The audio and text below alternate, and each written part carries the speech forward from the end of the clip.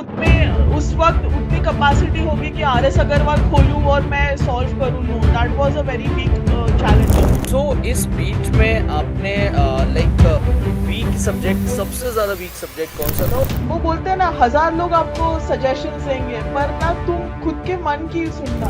ऐसा कभी आपको फील हुआ कि आपको कि यार चलो फिर दोबारा से अभी जॉब अपना स्टार्ट करें? तो वो आइडेंटिफाई मैंने करनी शुरुआत की, कौन से ऐसे टॉपिक्स है, सब टॉपिक्स भी जो स्कोरिंग है, and I can afford to lose on that. Hi, नमस्कार, आदाब, सत श्री अकाल, क्या हाल चाल। मैं रोहित आप सभी का स्वागत करता हूँ अडरू वोर 7 पर। होप आप सभी बढ़िया होंगे। सो लास्ट हमारा एक इसी पे पॉडकास्ट गया हुआ है, रैंकर्स की बैठक। हालांकि हमने ये series CUET, PG, LLB, MSCT, law, other law entrance exam के लिए भी स्टार्ट की है। तो अभी आज हम लोग, हमारा ये सेकेंड पार्ट है जिसमें हम लोग रैंकर्स की बैठक में जो एमएससीटी लॉ के टॉपर्स हैं उनके साथ में हम यहाँ पर बात कर रहे हैं, उनकी जर्नी समझ रहे हैं कि उन्होंने कैसे प्रिपरेशन करी, क्या उनकी स्ट्रेटजी थी। वही आज हम यहाँ पर देखेंगे। और आज हमारे साथ में साइली हैं, और साइली ने कैसे प्रिपरेशन करी, क्या इनकी स्ट्रेटजी थी, कितने कम टाइम में इन्होंने अच्छा रिजल्ट दिया, और इनका स्कोर जानेंगे, इनकी स्ट्रेटजी समझेंगे। सो वेलकम साइली, कैसी हो आप? I am good, how are you? Hope the team is also doing good. Yes yes, everyone is fine. So आप कैसे हो? मैं बढ़िया हूँ। Good good, that's great. So Saili, मुझे अपने बारे में एक छोटा सा ब्रीफ इंट्रोडक्शन दो, देन हम चलते हैं बाकी की चीजों की तरफ। तो जैसे कि मेरा नाम साइली शिंदे है, मैं मुंबई बेस्ड हूँ। Education wise I am BE graduate, bachelor of engineering electronics and telecommunication. मैंने 2014 में डिग्री हासिल की। उसके बाद मैंने एमएनसी में काम किया, लॉ फर्म में काम किया। मेरा एरिया ऑफ स्पेशलाइजेशन आईपीआर था, पैटेंट्स। ओके। तो मुझे अपना करियर डाइवर्सिफाई करना था, इसलिए आई थॉट ऑफ परसुइंग एलएलबी। और ख्याल आया जनवरी में कि मैं एप्लीकेशन डाल दूं एमएचसीईटी के लिए। तो मैंने प्रेपरेशन स्टार्ट की। ये मेरी जर्नी है, short and crisp manner. Okay. So तो अभी आपने जो आपने बताया कि बैचलर्स इन इंजीनियरिंग आपने किया, तो वो आपका कब कंप्लीट हुआ था? 2014 में मुंबई यूनिवर्सिटी से। अच्छा, 2014 में आपने कंप्लीट कर लिया था मुंबई यूनिवर्सिटी से। देन इतने यस। लंबे गैप के बाद में आपने लॉ क्यों चूज किया? मतलब एक लंबा टाइम पीरियड हो गया।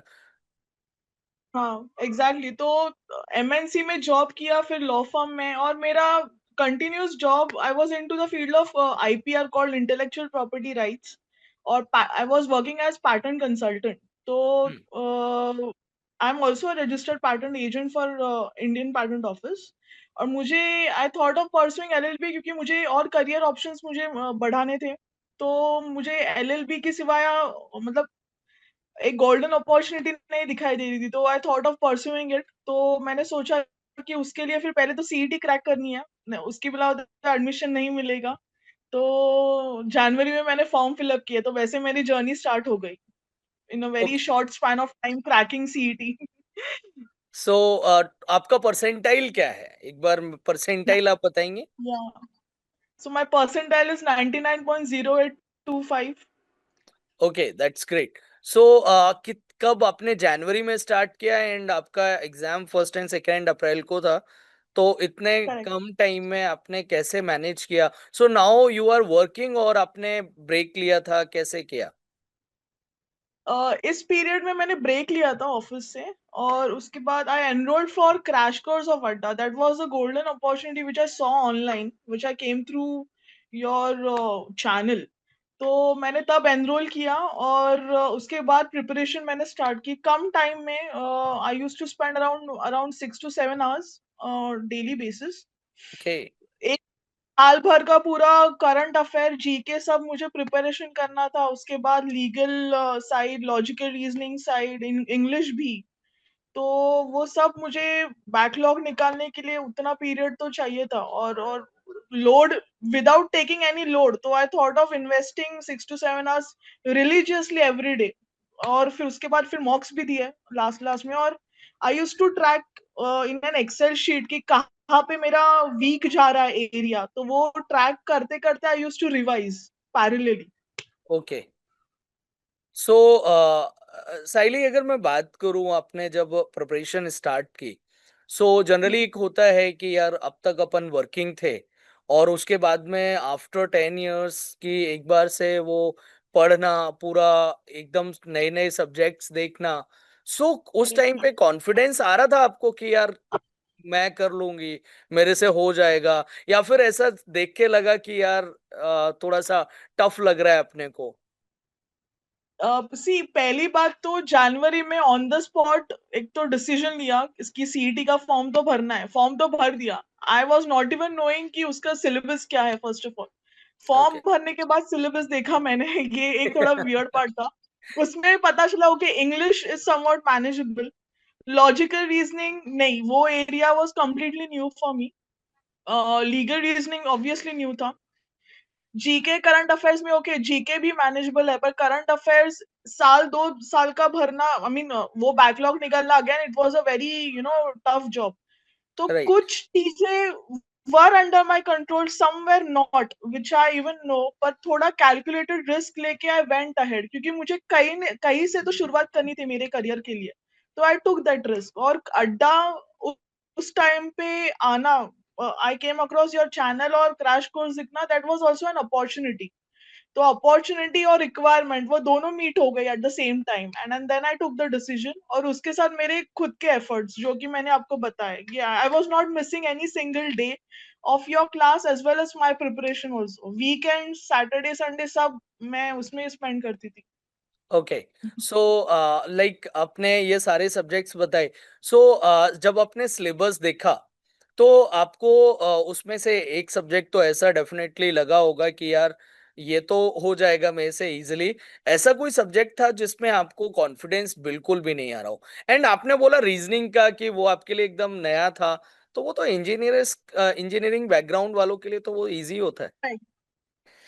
रीजनिंग जो है ना, ये मैंने आई वुड से 2014 में मैंने कहीं पे तो किया था, बिकॉज हम लोग का कैसा होता है इंजीनियरिंग में, we have this last year for campus placement.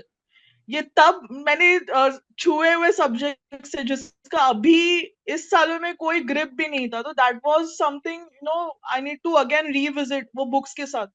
और कोई तब आई डोंट थिंक कि उतने उस वक्त उतनी कैपेसिटी होगी कि आरएस अग्रवाल खोलूं और मैं सॉल्व करूं। No, that was a very big challenge.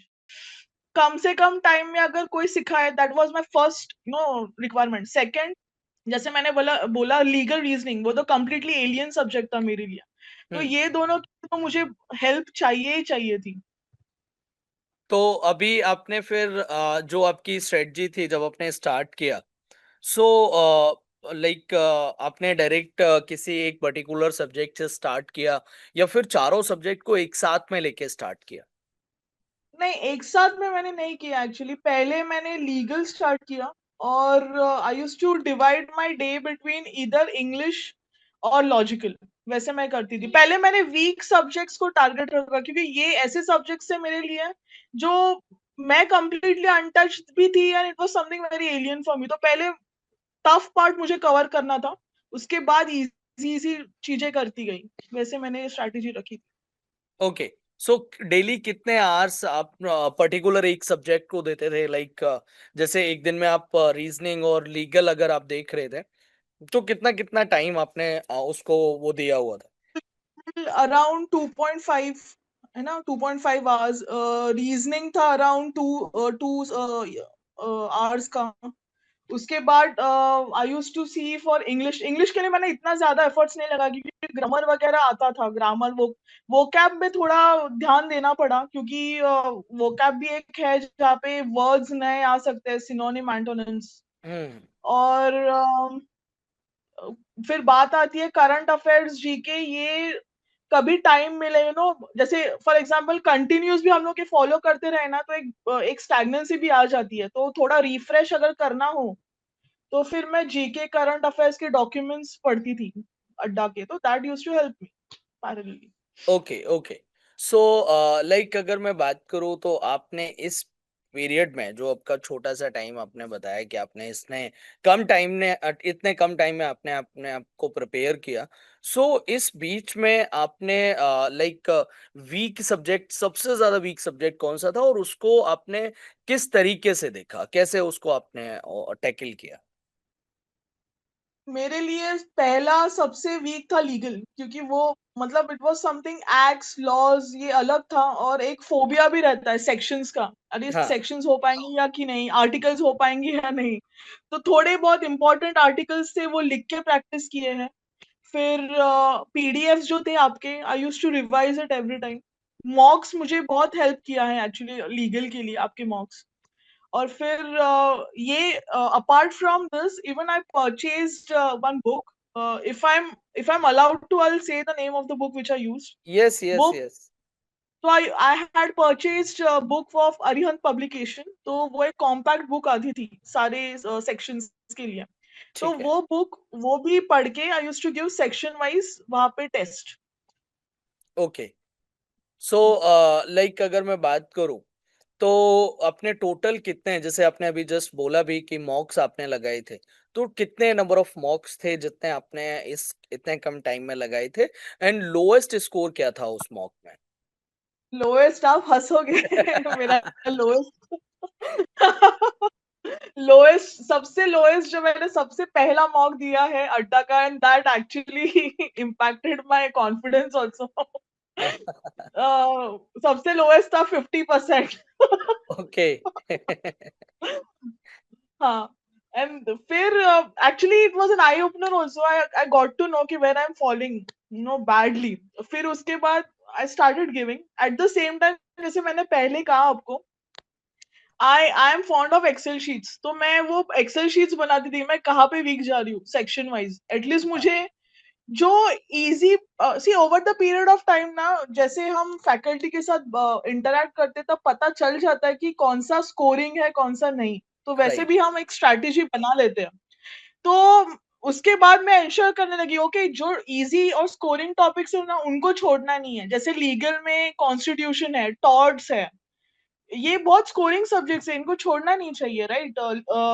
मैं इसकी बात करूँ लॉजिकल रीजनिंग की, सिलॉग है, it's very scoring. Seating arrangements है, फिर सीक्वेंस एंड सीरीज है, ये हमेशा ये आते ही है, तो these are very very scoring ones. English में ग्रामर के रूल्स हो, ये तो you can't afford to neglect grammar, actually ये सबसे स्कोरिंग पार्ट है। तो वो आइडेंटिफाई मैंने करनी शुरुआत की, कौन से ऐसे टॉपिक्स है, सब टॉपिक्स भी जो स्कोरिंग है, and I can't afford to lose on that. तो वो भी आइडेंटिफाई करके रखा था, और वैसे मैंने खुद को चैनलाइज किया था मेरा preparation. So total number of मॉक्स कितने अटेम्प्ट किए थे? तो आई वुड से अरिहंत के बुक्स में ऑलरेडी 4 थे, दो सॉल्व दो अनसॉल्व, और अड्डा के जितने भी क्रैश कोर्स में हमें मॉक का एक्सेस दिया था, ओके। I guess around, 20। तो वो सारे सॉल्व करके, हाँ वो सारा सॉल्व किया था during that period, and then I used to record my performance जैसे। ओके। एंड मॉक में हाईएस्ट स्कोर क्या था? मॉक में, okay, I'll answer both ways. अड्डा के मॉक में ना, आई गेस अराउंड 80s के बैंड में कुछ तो था, 75 80s के बैंड में आउट ऑफ 120। हाँ, okay. I also forgot to mention official CET के वेबसाइट के जो मॉक्स थे वो भी मैंने लगाए थे। हाँ। हाँ, तो वो 6 हाईएस्ट मॉक्स थे ऑफिशियल हाईएस्ट सीईटी के। स्कोर सारे मॉक्स में क्या था? तो अगर मैं सबका कंबाइन करूं, then it was going around 98 out of 120, तो ये ऑफिशियल सीईटी के वेबसाइट का ऑफिशियल निकलता है। सीटी का वेबसाइट का जो मॉक था उसमें आपका 98 स्कोर था। हाँ। सो जब आपने फर्स्ट मॉक लगाया था, तो उस टाइम पे आपको, आपने हम्म। बोला भी था कि आपका कॉन्फिडेंस को उसने हिट किया, सो उस टाइम पे लाइक ऐसा नहीं लगा कि यार सहेली नहीं होगा, चल छोड़ देते हैं, क्या ही करेंगे सीटी नहीं दे। नहीं नहीं नहीं नहीं, आई वॉज वेरी श्योर कि नहीं, मुझे देना ही देना है एग्जाम, कुछ भी नतीजा हो, क्योंकि मैंने वो मन बनाया था कि मुझे आज ये एग्जाम किसी भी हालत में इस ईयर में क्रैक करना ही है, और मुझे किसी ना किसी लॉ कॉलेज में एडमिशन लेना ही है। तो वो मैंने एम रखा था ये मुझे। मोटिवेशन कहाँ से, कैसे बाकी के स्टूडेंट्स को क्या बोलना खुद चाहोगे से, कि ये मोटिवेशन कैसे आना चाहिए? कि ये अगर आप खुद से वो ड्राइव नहीं लेके आते ना, तो you will never succeed, I will tell you guys. और वो बोलते हैं ना, 1000 लोग आपको सजेशंस देंगे, पर ना तुम खुद के मन की सुनना, तुम खुद का डिसीजन लेने में कामयाब रहना, और अपने एम से मतलब डटे रहना। हाँ, डोंट डाइवर्ट योरसेल्फ। और उस दिशा में अगर आप स्ट्रैटेजी लगा के अच्छे से अगर मेहनत कर रहे हो ना, no one will stop you, even God will help you in that way. I tell you, मेरे साथ और सीन हुआ था एग्जाम के वक्त। अप्रैल 2 अप्रैल को मेरा पेपर था, एंड यहाँ पे बम्बई में बहुत गर्मी है, अभी भी बहुत गर्मी है। हाँ, तो सेंटर में एक तो डेडिकेटेड टाइम के बाद ही अलाउ करते हैं ना, जब तक फ्रिस्किंग और बायोमेट्रिक ऑथेंटिकेशन नहीं होता। Right, right. तो मुझे सेंटर के बाहर गर्मी से भी मुझे चक्कर आए थे, और I vomited out. I thought कि मेरा भी खत्म हो गया यहाँ पे, I don't think I am going to give any exam any more. उस कंडीशन में मैंने ये एग्जाम दिया। एक्चुअली यू वोंट बिलीव, शायद लोगों को ये थोड़ा, मेरी जर्नी जो है, ये हाँ, सीईटी की शायद थोड़ी हाइपोथेटिकल है, पर ये सब कुछ हुआ है मेरे साथ। सो नहीं, दैट्स नहीं। व्हाट आई एम सेइंग, अगर आप हिम्मत कर रहे हो, आप अगर डिटरमिन्ड हो, तो God will also give you, और God will also show you some miracles into your journey. That's what I want to say. Right, right, right. Heads off to you कि आपको वो इतना तबीयत खराब हुई एंड उसके बाद में आपने एग्जाम दिया। सो लाइक इस बीच में कभी ऐसा हुआ कि आपको ऐसा लगा हो कि यार अभी अपन एमएनसी में काम कर रहे थे, सब अच्छा खासा चल रहा था, नाउ ये कहीं मैंने गलती तो नहीं कर दी कि मेरे को लॉ के फील्ड में जाना है? ऐसा कभी आपको फील हुआ कि आपको कि यार चलो फिर दोबारा से अभी जॉब अपना स्टार्ट करते हैं? हाँ, करेक्ट करेक्ट, ये सवाल बहुत जनों ने पूछा है। ये this question is not new for me. बहुत लोगों ने मुझे बोला, यार तुमने गलती की है, लाइफ इनसिक्योर हो जाएगा तुम्हारा। हाँ, पर जब कोई डिसीजन लेता है ना, हम सोच के ही डिसीजन लेते हैं, मेरा ख्याल ये है।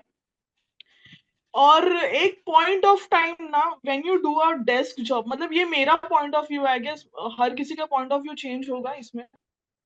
When you do a desk job for a continuous period of time ना, आपको एक स्टैग्नेंसी नजर आती है।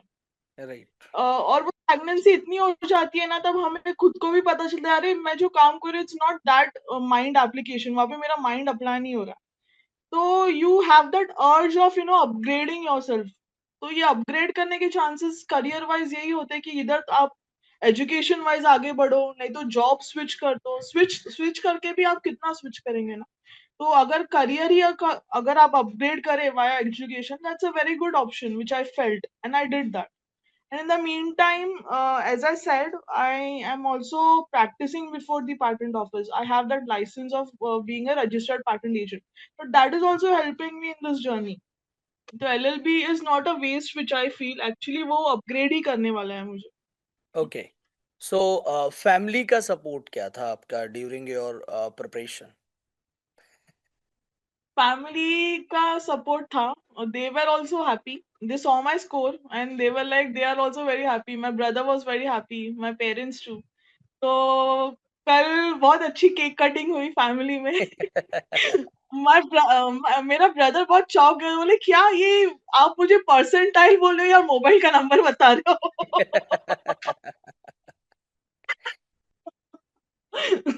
तो बोला क्या ये सचमुच आपको मिला है? मैंने हाँ सचमुच मिला है। तो उनको स्कोर कार्ड डाउनलोड करके बताया, तो ना हाँ okay, then he celebrated So I felt very happy that okay, they are also included in my happiness. They gave me that support during that journey.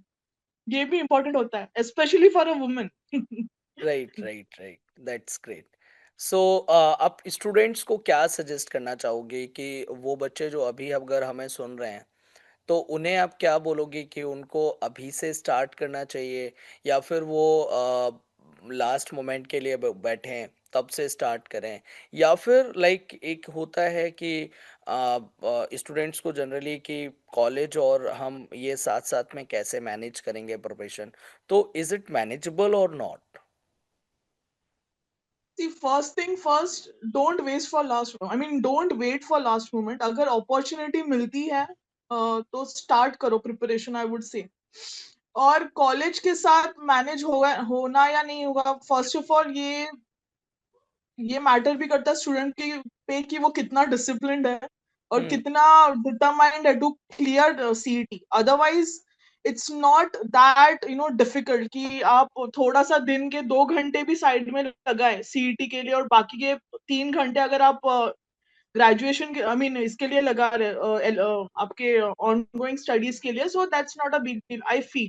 But it's also up to the student कि वो कितना मेहनत कर रहा है। Okay. सो मतलब like आप महाराष्ट्र से हो, डेफिनेटली यू नो मराठी। या हाँ। सो मराठी में आप स्टूडेंट्स को, जो महाराष्ट्र के स्टूडेंट्स हैं, उनको क्या सजेस्ट करोगे? आई वांट कि मी आप म्हणेल तुम्ही हाँ हाँ, हाँ बोला ना। आई वांट कि आप मराठी में बोलो. मी हे म्हणेन की शेवटच्या क्षणापर्यंत वाट बघायची काही गरज नाही, मला असं वाटतं. संधी मिळते त्या संधीचा उपयोग करा, वेळेचा उपयोग करा आणि थोडा वेळ ना वेळेचं नियोजन करा. म्हणजे तुमचं ऑनगोइंग कॉलेज असेल आणि तुम्ही जर सीईटी द्यायचा विचार आलाय तुमच्या मनात, ही खूप मोठी गोष्ट आहे. तुम्ही वेळेचं नियोजन केलं ना, 2-3 तास बाबा सीईटीसाठी दिले, बाकीचा वेळ तुम्ही कॉलेजसाठी दिलात. तर ही काहीही गोष्ट अ, हे नाहीये म्हणजे इम्पॉसिबल अशी काही गोष्ट नाहीये ही अचीव्ह करायला असं मला वाटतं. आणि ही योग्य वेळ आहे कारण का तुम्ही आधी पहिली म्हणजे कॉलेज कंप्लीट करणार, मग सीईटीचं प्रिपरेशन करणार, त्याच्यामध्ये 1 वर्ष वाया घालवणार हे कोणी सांगितलंय? संधी मिळते, तुम्ही त्या संधीचा वापर करा असं मला वाटतं. आणि दुसरी गोष्ट मनानी आणि विचारांनी कठीण राहावा. डिटरमाइंड राहावा, की हां, बाबा मला हे टार्गेट कंप्लीट करायचंच म्हणजे करायचंय. आणि त्या अनुषंगाने टाईम टेबल बनवून तुम्ही तुमचा परफॉर्मन्स ट्रॅक करून, जसं मी आता सांगितलं तुम्हाला आणि जर तुम्हाला तसं पटत असेल तर, तुम्ही तसं तुमचं अभ्यासाचं नियोजन करा. बाकी काही नाही. Otherwise nothing is stopping you in this world to achieve your dreams. That's what my ultimate message is. So CET tough है या फिर इजी है या फिर लाइक ठीक ठीक है? मैं अगर बोलूँगी ना आई फ़ील मैंने बहुत लास्ट मोमेंट पे प्रिपरेशन किया है। पर अगर मुझे कुछ टाइम पहले अगर समझ में आता कि सीईटी होती है, देना होता है, तो शायद अगर मैं पहले से प्रिपरेशन करती ना तो it's actually a very easy paper I feel. It's not that panic in one. मुझे नहीं समझ में आता कि लोग क्यों पैनिक हो जाते हैं। पर it's easily manageable I feel. Again, if the student is quite mature enough and smart enough to strategize, that's what my thought is. और ये तभी पता चलता है जब फैकल्टी बात करती है ना कि ओके ये टॉपिक इम्पोर्टेंट है या ये topic is scoring, x topic is scoring और दिस स्टूडेंट इज स्किपिंग। तो ये एक अलर्ट आ जाना चाहिए दिमाग में, ओके ये this is something I should not be skipping, हाँ ये मुझे करना ही करना है। ऐसे एक वो अलार्म बजना चाहिए दिमाग में, उतना अलर्टनेस होना चाहिए लेक्चर के वक्त। सो अडर 47 ने आपको आपकी प्रिपरेशन में कितना और कैसे हेल्प किया? Yes, very important question. मैं यहाँ पे सारे फैकल्टी बहुत बहुत बहुत थैंक यू बोलना चाहूंगी। अगर परमिशन दे तो मैं उनके नाम भी लेना चाहती हूँ इफ या you allow sure me. Sure sure sure. Starting with you starting with you Rohit sir, because you are the one who taught us GK and current affairs. Best session हुआ करते थे and it use to start with शायरी and all, तो वो पूरा mood बन जाता था। ओके तो ऐसा नहीं लगता था कि एक मोनोटोनस सब्जेक्ट पढ़ रहे हैं, वैसे तो ऐसा बिल्कुल नहीं लगा। ठीक है। Second, Ankita ma'am, very good for English, profound knowledge of English, used to teach superb grammar. I will never forget. मतलब I used to feel कि okay मैं अपने स्कूल में बैठी हूँ और मैं अपने इंग्लिश के टीचर को देख रही हूँ। I used to get that feeling from her, even though she was so young. I mean, I should say that, but she had very profound knowledge and very nice grip on English, I should say. Third, Diksha ma'am for legal reasoning. Hats off to her. उन्होंने fundamentals इतने अच्छे से सिखाया है इन very small span of time. और doubts clear करना ongoing lecture में, उनके नोट्स भी क्रिस्प और ऑन टू द पॉइंट हुआ करते थे, that help a lot in cracking the CET. And very good knowledge of law, very sound knowledge I should say. Last but not the least, for logical reasoning, Shivendra sir, hats off again to him. Very nice grip on logical, and I should say, उन्होंने जितने भी topics सिखाया ना, he didn't tell कि method क्या होनी चाहिए. He used to say आप अप्लाई कैसे करोगे लॉजिक ये क्वेश्चन सॉल्व करने में. तो वो जो एप्लीकेशन ऑफ माइंड हुआ करता ना, he taught us very nicely. So these four faculties including you, hats off. मैं आपको यहाँ से नमन करती हूँ, नमस्कार करती हूँ कि आपने बहुत अच्छे से सिखाया in in very small period of time. Thank you so much. तो इसके अलावा अगर हम बात करें, अड्डा 247 को आपने बताया कि आपने देखा, तो कैसे, मतलब लाइक कैसे पता चला अड्डा 247 के बारे में? तो ये मैंने जनवरी में, जैसे मैंने कहा कि मैंने फॉर्म्स भरे, तो मैं यूट्यूब सर्च करती थी. तो फर्स्ट मेरा माइंड बना कि ओके, फ्री कंटेंट या ऐसे कोई कंटेंट मिलता है यूट्यूब में जहाँ से मैं सेल्फ स्टडी करूँ. बट पर कुछ दिनों बाद ऐसा पता चला कि नहीं है, शायद कुछ चीजें हैं जो मेरे हाथ के बाहर है, जैसे जो जो वीक टॉपिक्स के मैंने जिक्र किया था. हम्म। तो on one fine day I saw your ad coming in on YT कि क्रैश कोर्सेज ओपन होने वाले हैं. तो मैंने कॉल किया आपके सेंटर को, तब हम्म। पता चला मुझे, और फिर मैंने एनरोलमेंट ले ली ऐसे. Okay, perfect. सो अभी जो बच्चे प्रिपरेशन कर रहे हैं, या फिर प्लान कर रहे हैं, या फिर उनको आप क्या सजेस्ट करोगे कि वाईटी से करना चाहिए, फ्री कोर्सेज से करना चाहिए, और go for the paid batches? See, if you're very new and you don't know how to go with the with the preparation, I would suggest you go for a paid batch. और उनका suggestion लीजिए, उनका the way they are teaching ना, go with the flow. जैसे वो आपको guide कर रहे हैं, आप उनका गाइडेंस लीजिए. I would suggest that. Okay. So like अगर हम बात करें पेड बैचेस में और यूट्यूब की जो क्लासेस हैं, मतलब मेनली आपने क्या वहाँ पर डिफरेंस देखा दोनों जगह में?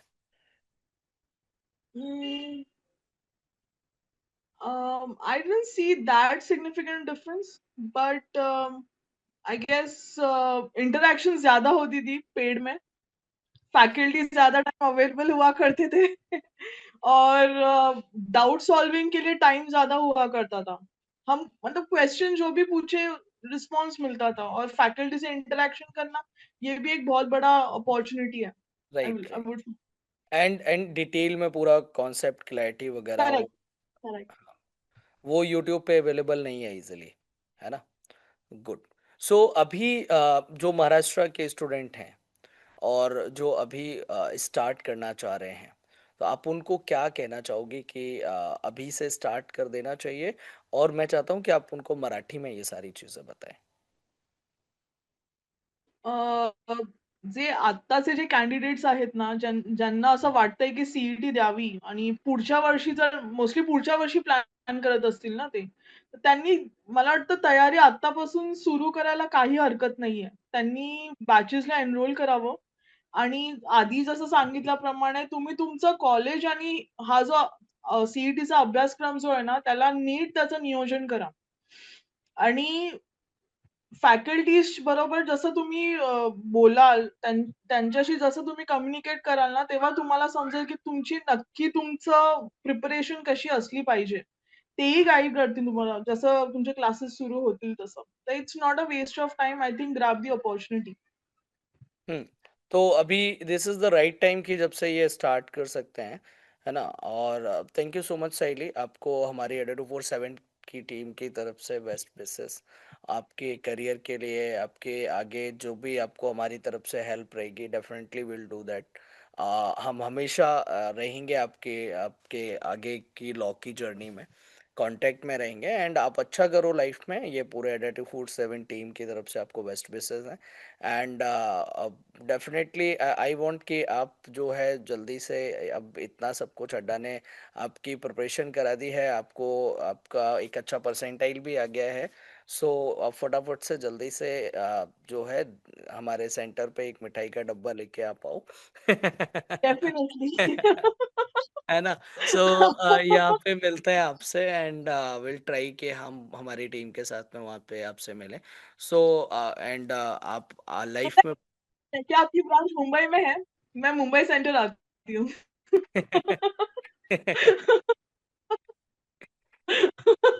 तो आपको हमारी पूरी टीम की तरफ से best wishes and thank you so much. आपने पूरी जर्नी थैंक आपने यू। शेयर करी एंड बाकी के जो भी बच्चे अभी प्रिपरेशन कर रहे हैं उनको भी अभी मैं यही बोलूंगा कि यार this is the right time कि जब से आप स्टार्ट कर सकते हैं, बिकॉज अगर आप वेट करते हैं, हमेशा याद रखिएगा tomorrow is never come and tomorrow is never and.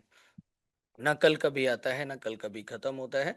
बस बात है तो केवल आज से आपको स्टार्ट करना है, आज से आपको लगना है आपकी जर्नी के लिए। आज से ही आप जो है एक स्टेप आपको लेना है और वो डिसीजन आपको आज ले लेंगे तो ज़्यादा बेटर रहेगा। अदरवाइज तो लास्ट मोमेंट पे के लिए अगर बैठे रहेंगे तो वो जो आपको परसेंटाइल अच्छा स्कोर चाहिए वो आपको नहीं मिल पाएगा। एंड होप कि लाइक अगर थोड़ा लेट स्टार्ट करते हैं तो फिर आपके डिफिकल्टी जो है वो आपको वहाँ पर फेस करनी पड़ेंगे। तो आप सभी अभी से अपनी प्रिपरेशन स्टार्ट करो and Adado47 is the right platform जहाँ से आप अपनी प्रिपरेशन लॉ की जर्नी को स्टार्ट कर सकते हैं बहुत अच्छे तरीके से। Thank you so much Saili and thanks for coming and thank फिर मिलते हैं हम लोग। और बाकी के आप सभी ने अगर इस वीडियो को लाइक नहीं किया है तो लाइक कर दीजिए एंड शेयर करके आ जाइए। Thank you very much. जय हिंद।